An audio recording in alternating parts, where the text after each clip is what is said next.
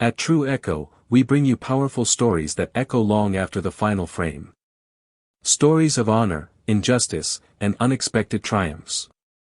Today, a decorated war veteran is denied entry to his best friend's funeral, until a 4-star general steps in. What happened next left the entire cemetery in stunned silence. This is not just a funeral. It's a reckoning. Stay with us. They didn't see him at first. Clarence Du Bois stepped off the city bus 2 blocks from Arlington Cemetery, his cane tapping the pavement like a soft metronome of memory.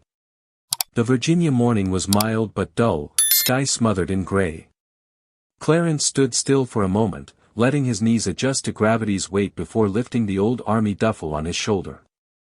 The faded navy blue suit he wore had never been tailored, just cleaned, carefully ironed. A simple bronze star pin sat quietly on his lapel. He didn't come to be seen. He came to say goodbye. General William Keating, a 4-star general now laid to rest, had once been just Bill. Back in Vietnam, Clarence was barely 22, Alabama-raised, barely schooled. Bill had been a green captain fresh from officer training. But when the convoy went up in flames, it wasn't rank that mattered. It was courage. Bill had carried Clarence over his shoulder, bleeding from both of them, dodging bullets that screamed louder than any order. Clarence never forgot. But now, 50 years later, that memory wasn't enough. He approached the checkpoint near the cemetery's entrance, white tent, MPs with tablets, lists, and suspicion. "Sir," one guard said, flatly. Clarence handed over a folded paper invitation. "I got this in the mail. Clarence Du Bois. Served with General Keating." The MP barely glanced at it. "Military ID. Retired 35 years ago. Driver's license." Clarence shook his head. "Never learned. Took buses my whole life." They paused. Exchanged a glance. That glance, the one Clarence had seen too many times, meant trouble. They didn't say no, not outright. That would have been too crude. Instead, "We'll need to check this. Please step aside." So Clarence did. He watched the procession of shiny sedans and spotless suits stream through the gates. Polished shoes, sculpted hair, ribbons, protocol. A woman in pearls was waved in without so much as a glance. MPs barely moved for her. Clarence chuckled under his breath. "Ain't that something?" he muttered, wiping his brow with a wrinkled tissue. He waited. And waited. Eventually, a young man approached with a clipboard and a corporate smile. "Mr. Du Bois. I'm Michael Sanders. We're having trouble verifying your invitation." Clarence pointed at the paper in Michael's hand. "It's right there. We just want to ensure everything is in order. I ain't a skin for a front row seat. Just want to say goodbye to my friend." Michael didn't answer. He was already backing away to check again. Clarence eased himself onto a stone bench, knees aching, hip buzzing with fire. He pulled out an old photo, for young men caked in Vietnam mud. One flipped the bird. One smiled with a toothpick. Clarence traced their faces with his thumb. He remembered the gunfire. The dust. The pain. He remembered what real brotherhood looked like. 2 men walked past. Mid-50s, pressed uniforms, laughing. "Homeless," one muttered. Clarence didn't flinch. He just stared ahead at the white rows of headstones, an army frozen in silence. Clarence didn't move from that bench. His hands rested on his cane, the folded invitation weighed down by a small pebble beside him. Each name called at the gate was a reminder that someone mattered, someone who had credentials, a title, a position. Not a memory. Not a faded photograph in a coat pocket. From behind him came another voice, clipped, young, and tired. "Sir, you can't be here." Clarence looked up. Another MP, early 20s. He'd probably never seen combat. Probably never heard of Kusan or Fu Bai or the 173rd Airborne. His crisp voice betrayed routine, not concern. I've already been checked, Clarence said calmly, pointing in the general direction Michael had gone. That man said he'd look into it. The MP squinted at the paper still on Clarence's lap. Are you with a family escort? Clarence shook his head. Came by myself. Took 2 buses. Without ID or escort, sir, I can't let you stay here. Clarence stood. Slowly. Painfully. You think I dressed like this to waste my time? I didn't say that. You didn't have to. There was a beat. Then another figure appeared. This one different. A woman in heels, sharp suit, blonde hair pulled tight. A laminated badge on her chest read, Funeral Coordinator. She scanned Clarence like he was a stray package in the wrong terminal. Sir, we're trying to keep the area moving efficiently, she said, tone like glass. Do you need help returning to the visitor center? I'm not lost, Clarence replied. I'm right where I'm supposed to be. She offered a tight smile. We have protocols. He cut her off. Where were those protocols when that lady in pearls walked through with a smile? Or those boys in the black sedans? Were they listed? She stiffened. Please return behind the first checkpoint. Clarence exhaled deeply. He wasn't going to beg. Not today. He picked up the invitation, placed it in his coat pocket, and began walking back toward the road. Slow, deliberate steps. The kind that said, this isn't retreat, it's restraint. Back near the flagpole, he sat again. Same bench. Different air. He watched the crowd filter into the ceremony. Rows of folding chairs had been set beneath a white canopy near the casket. Military honor guards in formation. Medals that gleamed like polished mirrors. The American flag folded crisply. Clarence couldn't hear the speeches, but he didn't need to. He'd heard versions of them before. Courage, sacrifice, leadership, all true. But they didn't know the Bill Keating he knew. A man who once shared a tin of peaches in a mosquito-laced jungle because Clarence hadn't eaten in days. A man who sang off-key under a soaked tarp just to get a laugh. He leaned back on the bench and pulled out the old photo again. Mud-caked smiles. A moment forever burned into memory. Then, a rustle beside him. Clarence turned his head. A boy, maybe 11. Curls peeking under a navy blue cap. Jacket too big, shoes freshly polished. He didn't say anything right away. Just sat down next to Clarence like it was the most natural thing in the world. You knew the general? The boy asked finally. Clarence nodded. A long time ago. Before he was a general. The boy's eyes went wide. My grandpa's in there. He served too. Then your grandpa's one of the good ones.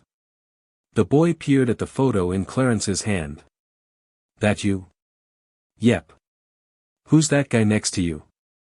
Clarence tapped the man's face. That's your general when he was just Bill. The boy stared a little longer, then stood. You should be in there, too, he said. Clarence gave a soft chuckle. Maybe. But not everyone sees it that way. But the wheels were already turning. Inside the tent, the widow, Ellen Keating, scanned the crowd with cool composure. Dressed in a sharp black suit, her silver brooch caught the light every time she shifted. The speeches rolled on. Ranks, years, citations. But her eyes kept searching. She leaned toward the man next to her. There's someone missing, she whispered.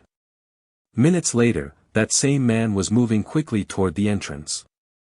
Back by the flagpole, Clarence closed his eyes. The ache in his legs was getting worse, but his heart ached more. Maybe he should have just left. Walked away with his pride intact and his silence preserved. Then, the sound of polished shoes on pavement. Clarence looked up. Not an MP. Not a coordinator. A man in full dress uniform, for silver stars on each shoulder, approaching like a storm held back by grace. Clarence DeBoy, the man said. Clarence blinked. General Ellison. The man smiled faintly. Ellen saw you.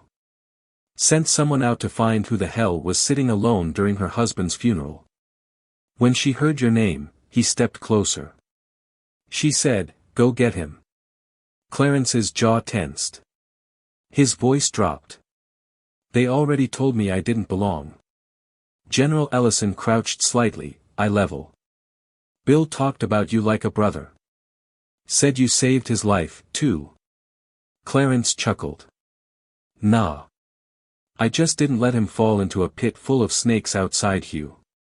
Ellison extended his hand. Come on. You're not missing this. I don't want to interrupt. You won't. Ellison's voice grew firm. Come on, Sergeant. That's not a request. Clarence's hand trembled slightly as he reached for his cane. He stood slowly. Ellison offered his arm. You walk slow, I'll match you. And so they did. 2 men. One a legend. The other forgotten by the gate but remembered by the man in the ground. As they walked toward the canopy, heads turned. First a whisper. Then murmurs. Then silence. The minister stopped mid-sentence. The honor guard lowered their rifles. Ellen Keating stood. And Clarence, Sergeant Clarence DeBoy, finally took his rightful place at his brother's funeral. Clarence didn't look left or right as he walked beside General Ellison. The sound of his cane tapping against the stone echoed louder than any of the whispers that rippled through the rows of guests. Each step hurt. Not just from the old shrapnel wound still nestled near his hip, but from decades of feeling like he had to prove his presence. But now, he wasn't alone. As they reached the tent, General Ellison gently guided Clarence down the center aisle. The folding chairs were filled with men in decorated uniforms, somber civilians in dark suits, women clutching tissues and handkerchiefs. But every face turned as they passed. Ellen Keating stood beside her seat, a tall figure of grace in a black suit, her eyes never leaving Clarence's face. When he reached the front, Ellison gave a nod and stepped aside. Ellen extended her hand. Without a word, Clarence took it. Her grip was firm, unwavering. It wasn't about apology or explanation. It was about understanding, shared grief, shared memory. Clarence sat down slowly beside her, his legs burning as he lowered himself into the seat. The cane rested across his lap, and the old photo remained tucked securely in his coat pocket. The minister, unsure of whether to continue, glanced at Ellen. She gave a single nod. He cleared his throat and resumed. And though we mourn the loss of General Keating, we also honor the brotherhood he carried with him. The kind that does not fade with time, or rank, or medals. Clarence stared forward. But in his mind, he was back in that jungle again. He could smell the gunpowder, the sweat, the wet rot of soil soaked with more than rain. He remembered Bill's voice screaming over the roar of gunfire. He remembered crawling, blood running down his side, and Bill lifting him up like he weighed nothing. He remembered what real loyalty looked like. The honor guard stepped forward in perfect synchronization. 6 soldiers, 1 flag. They began the folding ceremony, deliberate, slow, precise. Corners tucked, edges aligned. The flag, once waving above battlefields, now folded into a tight triangle, silent and still. As the final fold was pressed, one of the soldiers stepped toward Ellen. He extended the flag. But she didn't take it. Instead, she turned and placed it gently on Clarence's lap. The entire canopy stilled. Clarence looked down at the flag. His hands hovered above it, hesitant. Then Ellen leaned close and whispered, "He would have wanted you to have it." Clarence's throat tightened. He tried to speak, but nothing came out. His hands slowly wrapped around the flag like it was something sacred, not just a symbol of the country they'd served, but of a bond few understood. Behind him, 3 rifle volleys cracked across the cemetery. Clarence didn't flinch. He'd heard those shots before. Too many times. Each one was a punctuation mark on a sentence that always ended with someone missing from roll call. Then came taps. That haunting horn rolled across the headstones like smoke, drifting into the cracks of every heart listening. Clarence closed his eyes. He saw the faces. The ones who didn't make it. The ones who never got a seat at any ceremony. He thought of the men whose funerals had no ministers, no honor guards, just a folded flag handed to a wife who'd already lost everything. When the final note faded, Clarence remained still.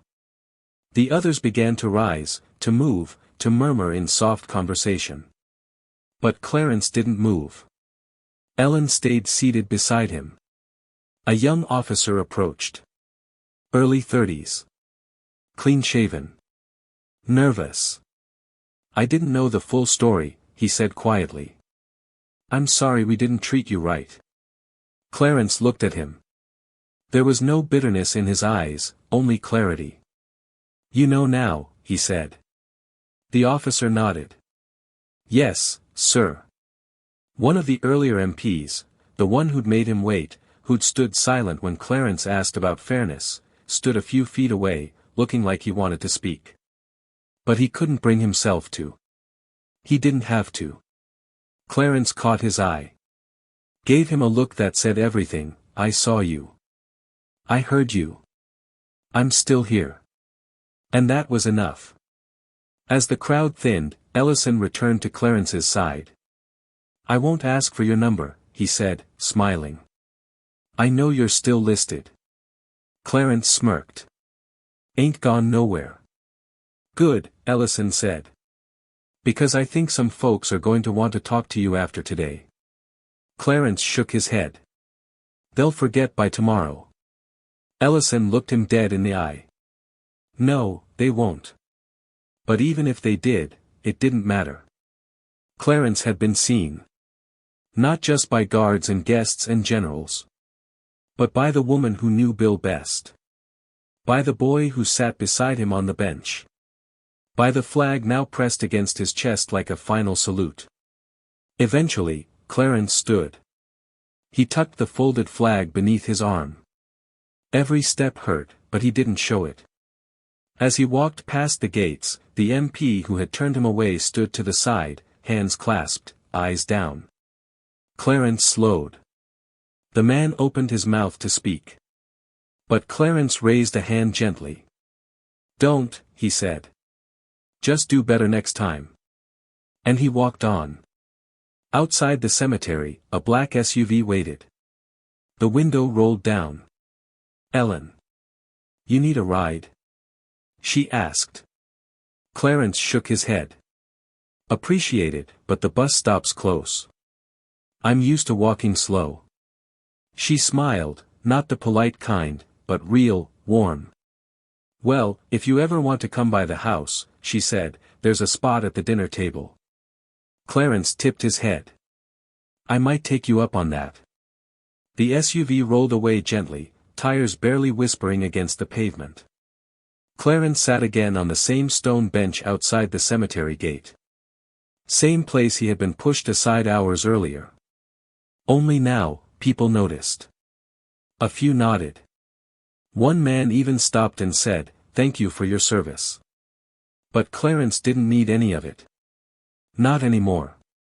Because today hadn't been about recognition. It had been about respect. Clarence sat quietly on that same sun-warmed stone bench, the folded flag still resting firmly beneath his arm. The city hummed in the distance, car horns, shifting gears, a train clattering somewhere nearby.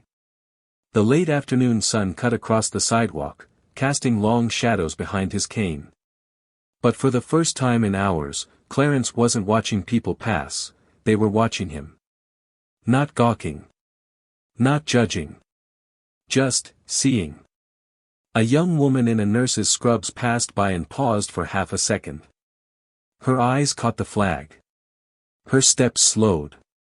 Thank you, she said softly, not even waiting for acknowledgement before continuing down the street. Clarence didn't smile, but he nodded to himself. That was enough. He looked out at the gates of Arlington Cemetery once more. White marble stretched across the hills like frozen waves. The weight of what happened that day began to settle on him, not just the rejection at the gate, or the ceremony, or even the folded flag in his lap. But the fact that dignity had to be demanded. He thought of his grandson, 14, smart, full of questions. When Clarence had told him about coming to D.C. for a funeral, the boy had offered to come. Clarence had told him no. It's not your burden. Now, sitting there under the slowly dipping sun, he wasn't so sure. Because if someone didn't carry that story forward, it'd vanish. Clarence reached into his coat pocket and pulled out the photo again. The jungle. The mud. The smiles. Bill's arm in a makeshift sling, Clarence grinning with a toothpick in his teeth. No ceremony in the world could capture what that moment meant. They'd been brothers. Not by blood, but by choice. By fire. Behind him, someone cleared their throat. Clarence turned. It was the boy from earlier. The one with the oversized blazer and the crooked tie. I told my mom you were out here, he said. She said you should come to the reception. Clarence smiled faintly. She's kind. But I'll just sit here a while longer. The boy stepped forward. I told her you knew the general before he had stars. Clarence raised an eyebrow. That so? The boy nodded. She said if you were his friend back then, you're more than welcome now. Clarence tapped the cane softly against the pavement. Tell her I said thank you. And tell her not to worry. Some things take a little longer to heal. The boy looked confused, but he nodded anyway. You're going to be in a book one day. Like my grandpa. Clarence chuckled. Maybe. Or maybe I'll just be in your memory. That's better than a book. The boy grinned and ran off. Clarence leaned back again, eyes fluttering shut for just a second. His knees throbbed. His hands trembled from holding the flag so tight. But he felt lighter somehow. And that's when his phone buzzed. A cheap flip phone. No apps. Just numbers and minutes. He opened it with a slow snap. A text from his daughter. Saw you on the news. They played the whole thing. I'm proud of you, Daddy. Clarence blinked. The news? He looked across the street. A cameraman with a local station badge was standing near a van, packing up his tripod. So that's what all the nods were about. Clarence shook his head slowly. Wasn't doing it for that, he muttered. He stared down at the flag. The weight of it was different now. It wasn't just cloth folded into neat corners. It was a symbol that someone saw him. That someone remembered. Behind him, a woman's voice called out. Sir. He turned again, expecting another official, another uniform. But it was a young black woman. Civilian clothes, soft expression. I just wanted to say, she began, I was there. At the gate earlier. I was dropping off a wreath for my uncle's headstone. I saw what happened. Clarence didn't interrupt.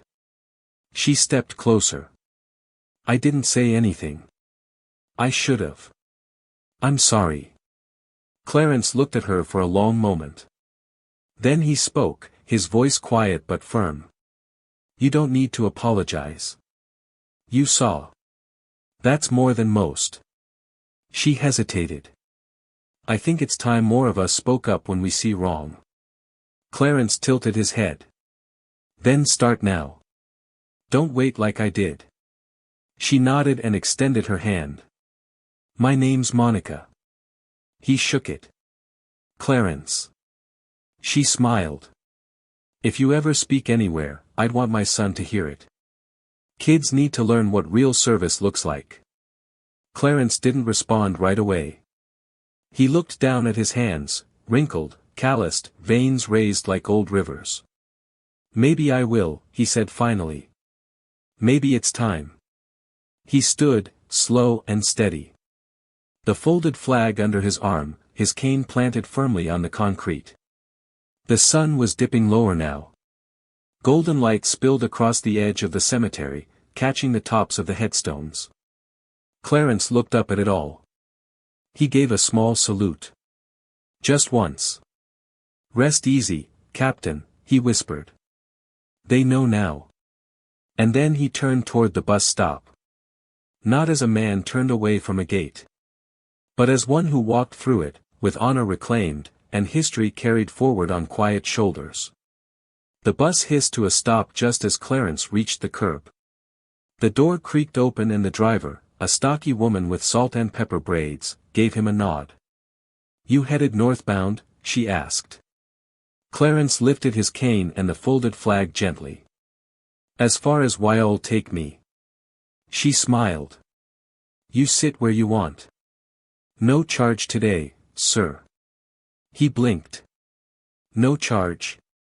"You were on the news," she said, her voice softening.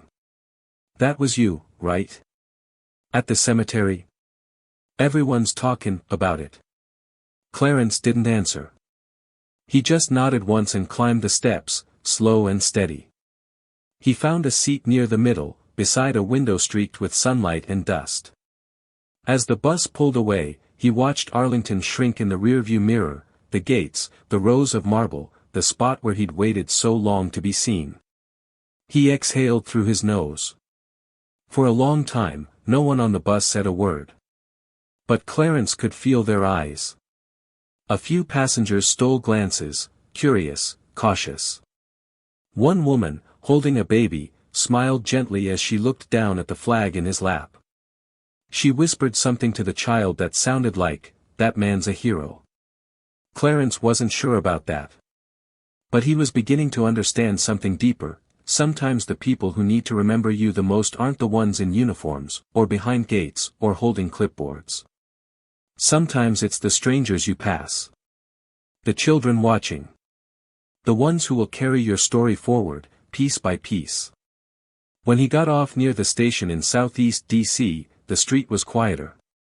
The noise of traffic gave way to the occasional bark of a dog or a vendor's radio. He didn't have far to walk, just a few blocks to the small apartment where he'd been staying with his daughter while visiting. He made his way up the steps, each one a reminder of years etched into his bones. When he opened the door, the smell of cornbread hit him instantly. "You're back," his daughter's voice rang out from the kitchen. Clarence stepped inside. "Smells like you've been breathing, folks with comfort food." "You kidding? After that broadcast? I had 3 neighbors knock just to say they saw you on TV." Clarence lowered himself into the worn recliner by the window. "Guess the world moves fast when it decides to care." She came out, wiping her hands on a dish towel. "Daddy, you did something powerful today." "I didn't do anything but show up." "Exactly," she said. "That's the part they didn't expect." He didn't reply, just placed the flag gently on his lap. She sat beside him, eyes glistening. "That man, General Kiading, you always talked about him, but I never realized what he meant to you." Clarence smiled faintly. "He saved my life once. Twice, really. First time was in Vietnam. Second time was today." She tilted her head. "Today?" Clarence nodded. "If he hadn't told his wife about me, if she hadn't remembered, I'd still be on that bench, watching strangers talk about a man I knew better than any of them." His daughter leaned her head on his shoulder. "You think people will remember this?" Clarence looked out the window. The sun had dipped below the rowhouses, casting amber across the rooftops. "They'll remember it long enough to share it," he said. "The ones who matter, they'll carry it in their bones." She sat up and looked at him. "You know, I've been thinking, what if we wrote it all down?" "Wrote what?" "Your story. Bill's. Everything. From the jungle to today." Clarence chuckled. Ain't nobody wanna read about two muddy boys flippin' off a camera in the middle of a firefight. I would, she said. And I bet other folks would too. Clarence turned that over in his mind. He'd never fancied himself a writer. But the idea of his grandson reading about the fire, the dust, the laughter and fear and sacrifice, maybe that mattered more than he realized. Maybe, he said softly. Maybe it's time. That night, Clarence didn't sleep much. His mind wandered, back to the jungle, to the cackling gunfire, to the sweat-soaked grip of Bill's hand pulling him from the edge. He thought of all the men who didn't make it home. Men who'd never been invited to funerals. Men whose names weren't on guest lists. He sat up, turned on the small lamp, and opened the drawer of the nightstand. Inside was a folder of old letters, yellowed with age, corners frayed. Letters from Bill. From other soldiers. He'd kept them all. One read. "Da boy. If you ever find yourself near DC, look me up. You still owe me a beer, and I never forget a tab. Kia ding." Clarence smiled. He hadn't paid that tab. But somehow, today felt like he'd settled the account. He sat at the small desk in the corner, opened a legal pad, and started to write. Not polished sentences or fancy words. Just memories. Honest, raw, and true. A list of names. A description of the mud. The way Bill always hummed off-key when cleaning his rifle. The time Clarence swore he saw a tiger, and Bill made him draw it in the dirt just to laugh. He wrote for an hour before the ache in his hands slowed him down. But it didn't matter. He'd write more tomorrow. And the day after that. Because now he understood. The people at the gate, they didn't define his story. He did. By morning, Clarence had written 5 pages. His handwriting wobbled, especially where the arthritis in his fingers flared up, but each line was filled with memory. Real memory, the kind you can't Google or meddle or summarize in a speech. He hadn't written in years, but this didn't feel like writing. It felt like breathing. His daughter made him breakfast, eggs, grits, and black coffee. She didn't say much. Just refilled his cup and kissed the top of his head like she used to do when she was little. After the dishes were cleared, she placed her phone in front of him. "I want to show you something." Clarence leaned in. A video had been posted, shaky phone footage from the funeral. It showed General Ellison walking across the grass toward the bench. Then Clarence, rising. The handshake. The walk.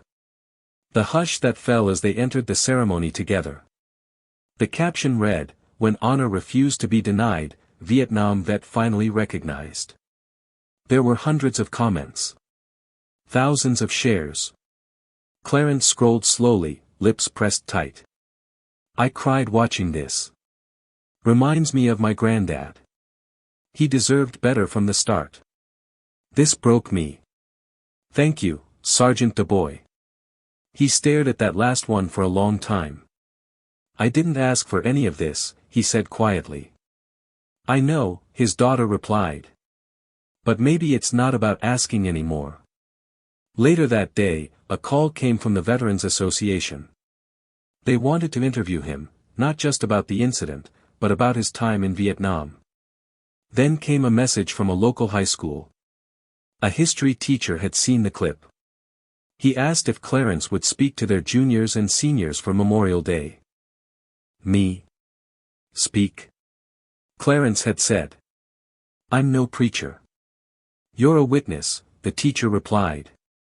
"And these kids don't get many of those anymore." He agreed.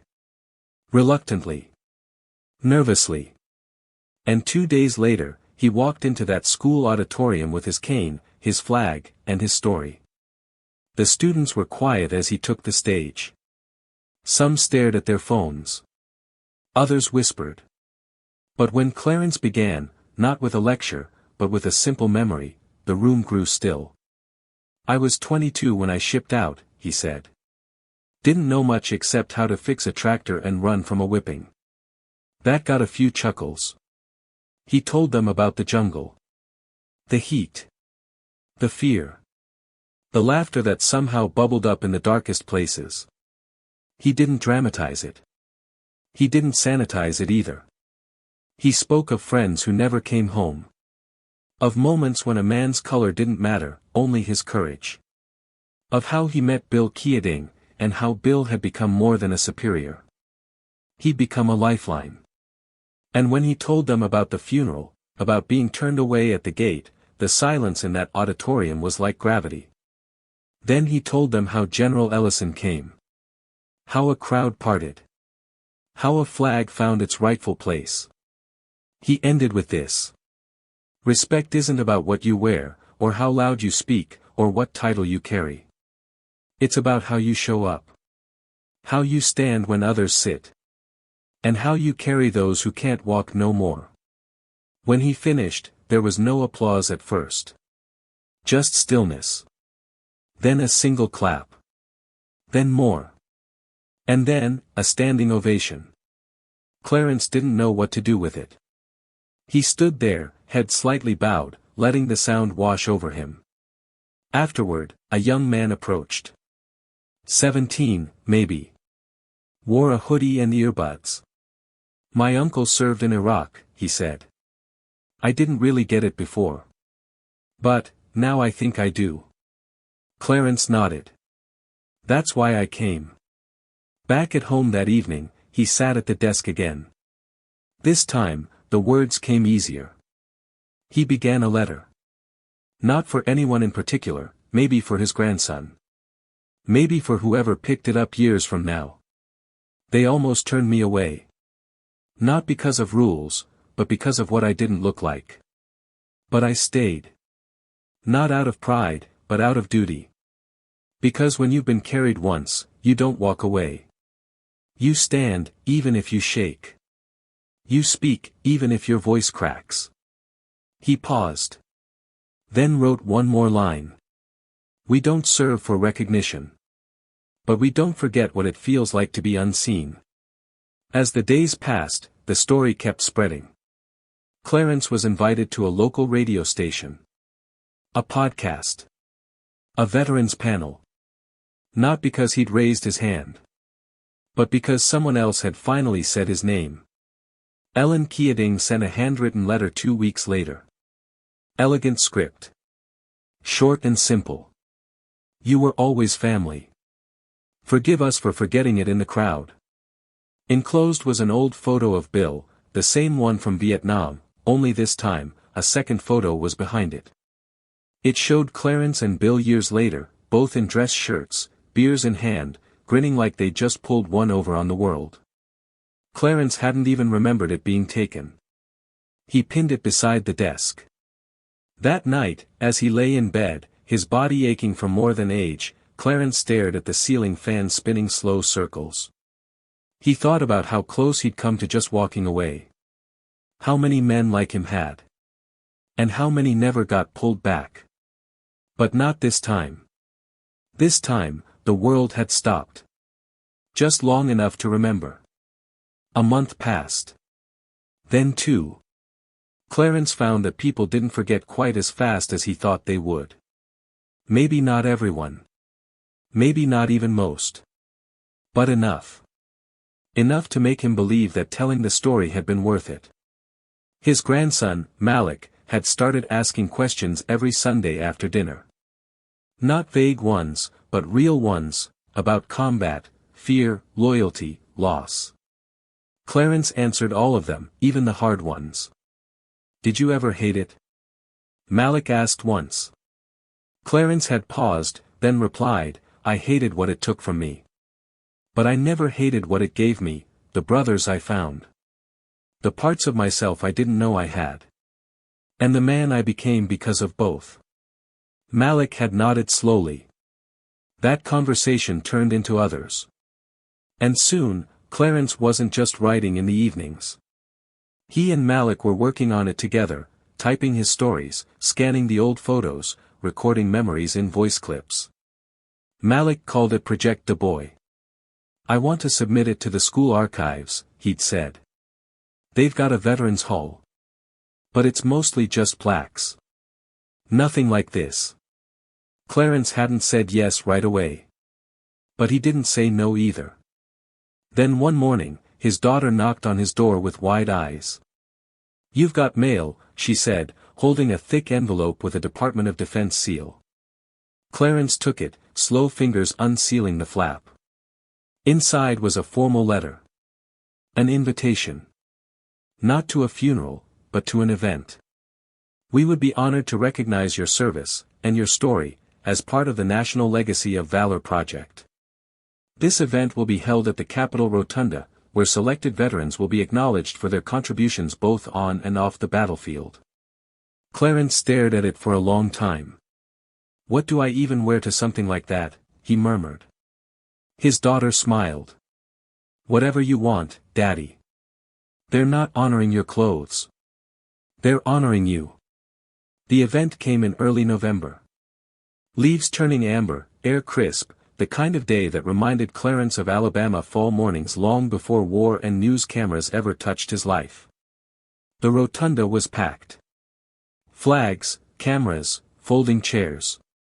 But unlike Arlington, this time, Clarence's name was on every list. Not one guard asked for ID. Not one person looked at him like he was a question to solve. They all knew. General Ellison was there, too. He greeted Clarence with a strong grip and a quiet, "Told you they wouldn't forget." Malik sat proudly beside his grandfather, phone in hand, filming every moment, not for the internet, but for family. The speaker at the podium read from a prepared note. Clarence DuBois, U.S. Army, Vietnam. Bronze Star recipient. Sergeant. Survivor. Witness. And now, storyteller. Clarence stood, slowly, and accepted the small medallion placed in his palm. He didn't cry. Not because it didn't matter. But because the tears had already been spent, at Arlington, on a bench, while holding a folded flag. That night, back home, he placed the medallion next to it. He now had a display box, nothing fancy, just wood and glass, but inside it, carefully arranged, were the photo from the jungle, the flag, the letters, and now the medallion. It wasn't a shrine. It was a testimony. A week later, he finally said yes to Malik's idea. They submitted Project DuBois to the school archives. The story went into the local Veterans Museum. Even the Smithsonian reached out, asking if he'd be open to contributing to their oral history project. Clarence agreed, not for attention, but because he understood what was truly at stake now. If he didn't tell the story, someone else would, and they'd get it wrong. Because stories like his were more than history. They were warning signs. Beacons. Lessons.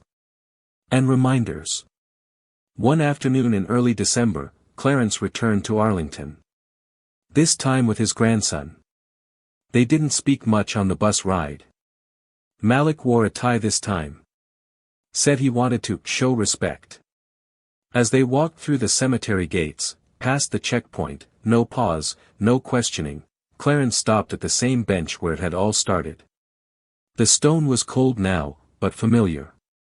Malik waited patiently as Clarence looked across the lawn to the headstone that read, "William J. Keating. General, U.S. Army. Faithful in life, fierce in brotherhood."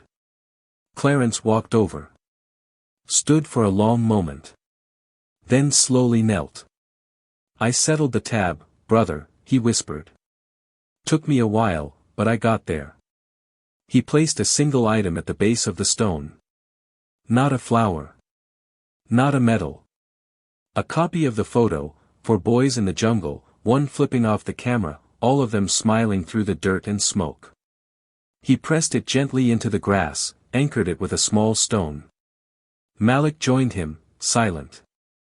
They stayed for nearly an hour, speaking little, just letting the weight of the place settle in. As they turned to leave, Clarence gave one last look. "Rest easy, Captain." And they walked, not slow, not rushed. Just steady. Some moments don't require grand speeches or applause. They just need truth. Clarence Du Bois didn't ask for recognition. But he refused to be erased. In doing so, he reminded a nation, respect isn't a privilege. It's a right earned in silence, sacrifice, and brotherhood. Let this story be a mirror. When we see injustice, no matter how quiet, will we look away, or will we do what General Ellison did, and walk toward it? At True Echo, we share stories that matter. If Clarence's journey moved you, subscribe to our channel for more powerful, real-life stories. Leave a comment, share with someone who needs to hear this, and let us know. Who's the person you'd walk through a gate for, no matter who tried to stop you?